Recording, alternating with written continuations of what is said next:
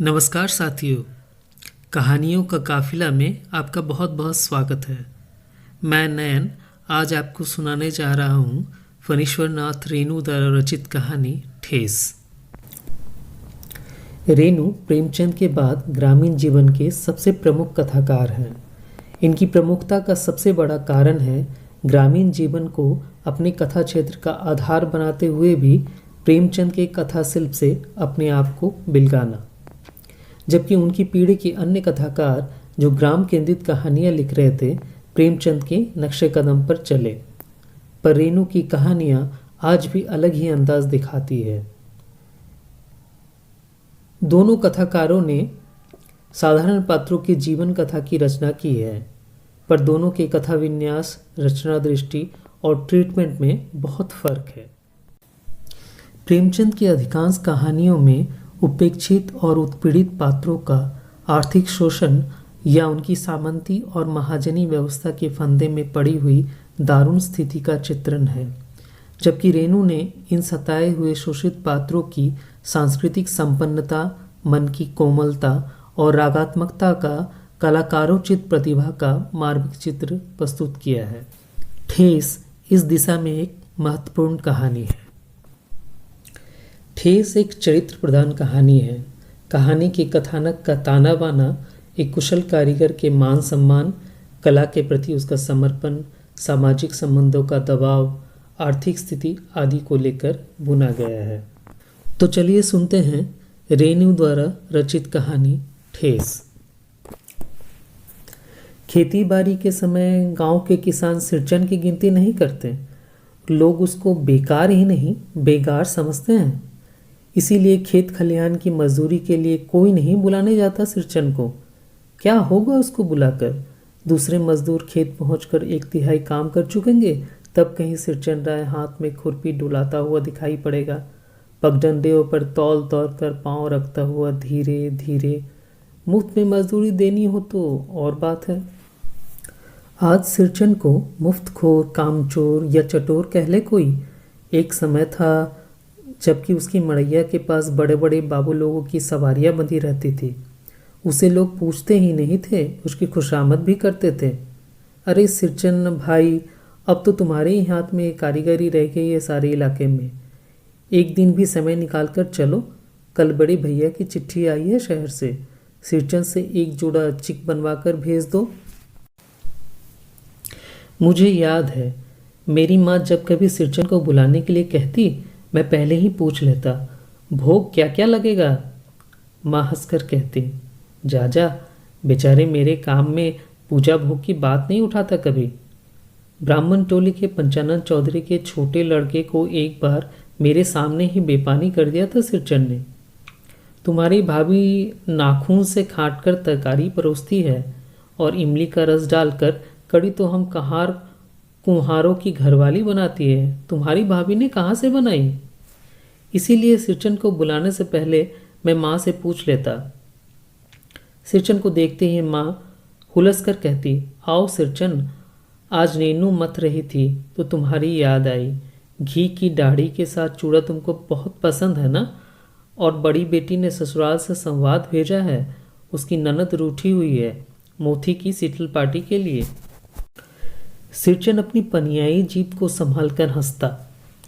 घी की सौंधी सुगंध सूंघ कर ही आया हूँ काकी, नहीं तो इस शादी ब्याह के मौसम में दम मारने की भी छुट्टी कहाँ मिलती है। सिरचन जाति का कारीगर है। मैंने घंटों बैठकर उसके काम करने के ढंग को देखा है। एक एक मोती और पटेर को हाथ में लेकर बड़े जतन से उसकी कुच्ची बनाता, फिर कुच्ची को रंगने के लिए सुतली सुलझाने में पूरा दिन समाप्त। काम करते समय उसकी तन्मयता में जरा भी बाधा पड़ी कि गेहूं सांप की तरफ फुफकार उठता। फिर किसी दूसरे से करवा लीजिए काम। सिरचन मुंहजोर है, कामचोर नहीं। बिना मजदूरी के पेट भर भात पर काम करने वाला कारीगर।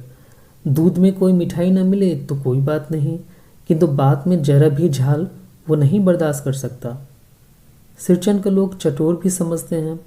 तली बघारी हुई तरकारी, दही की कड़ी, मलाई वाला दूध, इन सब का प्रबंध कर लो, तब सिरचन को बुलाओ, दुम हिलाता हुआ हाजिर हो जाएगा। खाने पीने में चिकनाई की कमी हुई कि काम की सारी चिकनाई खत्म। काम अधूरा रखकर उठ खड़ा होगा। आज तो अब अधकपाली दर्द से माथा टनटना रहा है। थोड़ा सा रह गया है, किसी दिन आकर पूरा कर दूंगा। किसी दिन, मानो कभी नहीं।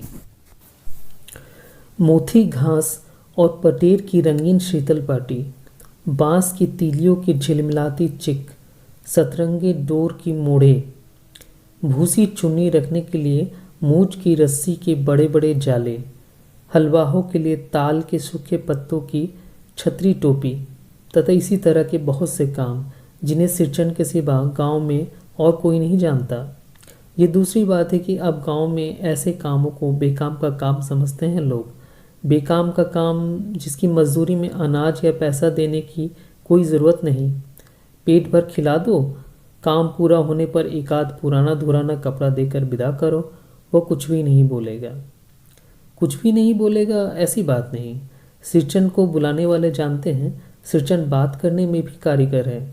महाजन टोले के भज्जू महाजन की बेटी सिरचन की बात सुनकर तिलमिला उठी थी। ठहरो, मैं माँ से जाकर कहती हूँ। इतनी बड़ी बात? बड़ी बात ही है बिटिया।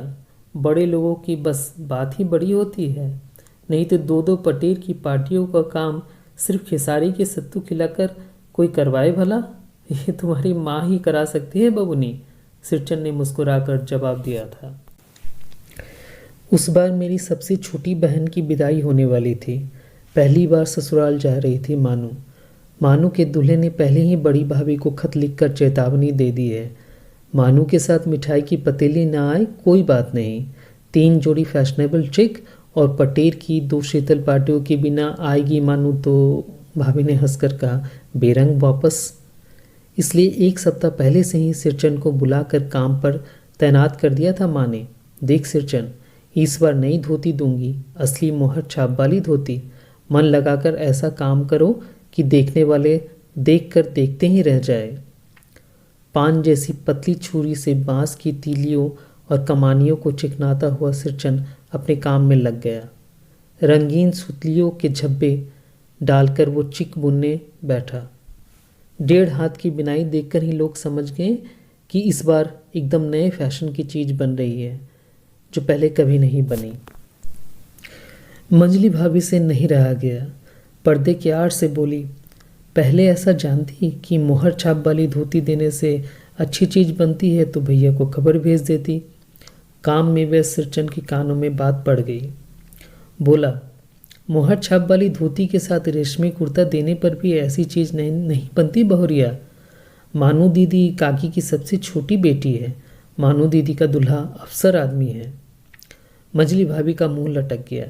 मेरी चाची ने फुसफुसाकर कहा, किससे बात करती है बहू? मोहर छाप वाली धोती नहीं, मूंगिया लड्डू। बेटी की विदाई के समय रोज मिठाई जो खाने को मिलेगी, देखती है ना। दूसरे दिन चिक की पहली पाती में 7 तारे जगमगा उठे, 7 रंग के। सतभैया तारा। सिरचन जब काम में मगन रहता है तो उसकी जीभ जरा बाहर निकल आती है, होंठ पर। अपने काम में मगन सिरचन को खाने पाने की सुध नहीं रहती। चिक में सुतली के फंदे डालकर उसने पास पड़े सूप पर निगाह डाली। चिवड़ा और गुड़ का एक सूखा ढेला। मैंने लक्ष्य किया, सिरचन की नाक के पास 2 रेखाएं उभर आई। मैं दौड़कर माँ के पास गया। माँ, सिरचन को कलेवा किसने दिया है? सिर्फ चिवड़ा और गुड़? माँ रसोई घर के अंदर पकवान आदि बनाने में व्यस्त थी।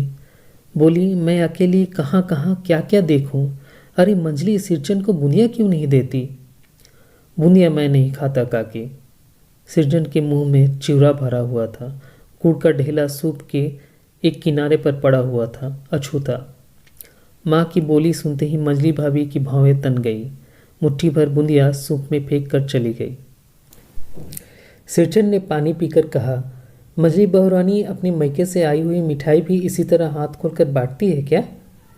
बस मंजली भाभी अपने कमरे में बैठकर रोने लगी। चाची ने माँ के पास जाकर लगाया। छोटी जाति के आदमी का मुंह भी छोटा होता है। मुंह लगाने से सिर पर चढ़ेगा ही। किसी के नैहर ससुराल की बात क्यों करेगा वो? मंजली भाभी माँ की दुलारी बहू है। माँ तमक कर बाहर आई। सिरचन, तुम काम करने आए हो, अपना काम करो। बहुओं से बदकुट्टी करने की क्या ज़रूरत? जिस चीज़ की ज़रूरत हो मुझसे कहो। सिरचन का मुंह लाल हो गया। उसने कोई जवाब नहीं दिया। बांस में टंगे हुए अधूरी चिक में फंदे डालने लगा। मानू पान सजाकर बैठक खाने में भेज रही थी। चुपके से पान का एक बीड़ा सिरचन को देती हुई बोली, इधर उधर देखकर, सिरचन दादा, कामकाज का घर, 5 तरह के लोग 5 किस्म की बातें करेंगे, तुम किसी की बात पर कान मत दो। सिरचन ने मुस्कुराकर पान का बीड़ा मुंह में ले लिया। चाची अपने कमरे से निकल रही थी। सिरचन को पान खाते देखकर अबाक हो गई। सिरचन ने चाची को अपनी ओर अचरज से घूरते हुए देखकर कहा, छोटी चाची, जरा अपना डिबिया का गमकौवा जर्दा तो खिलाना, बहुत दिन हुए। चाची कई कारणों से जली भुनी रहती थी सिरचन से। गुस्सा उतारने का ऐसा मौका फिर नहीं मिल सकता। झनकती हुई बोली, मस्खरी करता है? तुम्हारी बड़ी हुई जीभ में आग लगे। घर में भी पान और गमकौवा ज़्यादा खाते हो, चटोर कहीं के। मेरा कलेजा धड़क उठा। यत्परो नास्ति। बस सिरचन की उंगलियों में सुतली के फंदे पड़ गए। मानो कुछ देर तक वो चुपचाप बैठा पान को मुंह में घुलाता रहा। फिर अचानक पिछवाड़े पिक थोक आया। अपनी छुरी, हंसिया वगैरह समेट संभाल कर झोले में रखे। टंगी हुई अधूरी चिक पर एक निगाह डाली और हनहनाता हुआ आंगन से बाहर निकल गया। चाची बड़बड़ाई, अरे बाप रे बाप, इतनी तेजी? कोई मुफ्त में तो काम नहीं करता। 8 रुपये में मोहर छाप वाली धोती आती है। इस मुझौसे के न मुंह में लगाम है न आँख में शील। पैसा खर्च करने पर सैकड़ों चिक मिलेंगे। बातर टोले की औरतें सिर पर गट्ठर लेकर गली गली मारी फिरती है। मानो कुछ नहीं बोली, चुपचाप अधूरी चिक को देखती रही। सातों तारे मंद पड़ गए। माँ बोली, जाने दे बेटी, जी छोटा मत कर मानू, मेले से खरीद कर भेज दूंगी। मानू को याद आई, विवाह में सिरचन के हाथ की शीतल पाटी दी थी माँ ने। ससुराल वालों ने न जाने कितने बार खोलकर दिखलाया था पटना और कलकत्ता के मेहमानों को। वो उठकर बड़ी भाभी के कमरे में चली गई। मैं सिरचन को मनाने गया। देखा एक फटी हुई शीतल पाटी पर लेटकर वो कुछ सोच रहा है। मुझे देखते ही बोला, बबुआ जी अब नहीं। कान पकड़ता हूँ, अब नहीं। मोहर छाप वाली धोती लेकर क्या करूँगा? कौन पहनेगा? ससुरी खुद मरी, बेटे बेटियों को ले गई अपने साथ। बबुआ जी, मेरे घरवाली जिंदा रहती तो मैं ऐसी दुर्दशा भोगता। ये शीतल पाटी उसी की बुनी हुई है। इस शीतल पाटी को छू कर कहता हूँ, अब ये काम नहीं करूँगा। गांव भर में तुम्हारी हवेली में मेरी कदर होती थी, अब क्या? मैं चुपचाप वापस लौट आया। समझ गया कलाकार के दिल में ठेस लगी है, वो नहीं आ सकता। बड़ी भाभी अधूरी चिक में रंगीन छीट का झालर लगाने लगी। ये भी बेजा नहीं दिखलाई पड़ता, क्यों मानू? मानू कुछ नहीं बोली, बेचारी। मैं चुप नहीं रह सका। चाची और मंजली भाभी की नज़र न लग जाए इसमें भी। मानू को ससुराल पहुंचाने मैं ही जा रहा था। स्टेशन पर सामान मिलाते समय देखा मानू बड़े जतन से अधूरी चिक को मोड़ कर लिए जा रही है अपने साथ। मन ही मन सिरचन पर गुस्सा हो आया। चाची के सुर में सुर मिलाकर कोसने को जी हुआ, कामचोर चटोर। गाड़ी आई। सामान चढ़ाकर मैं दरवाज़ा बंद कर रहा था कि प्लेटफॉर्म पर दौड़ते हुए सिरचन पर नज़र पड़ी। बबुआ जी, उसने दरवाजे के पास आकर पुकारा। क्या है? मैं खिड़की से गर्दन निकालकर झिड़की के स्वर में कहा। सिरचन ने पीठ पर लदे हुए बोझ को उतारकर मेरी ओर देखा। दौड़ता आया हूँ, दरवाज़ा खोलिए। मानू दीदी कहाँ है? एक बार देखूं। मैंने दरवाज़ा खोल दिया। सिरचन दादा, मानू इतना ही बोल सकी।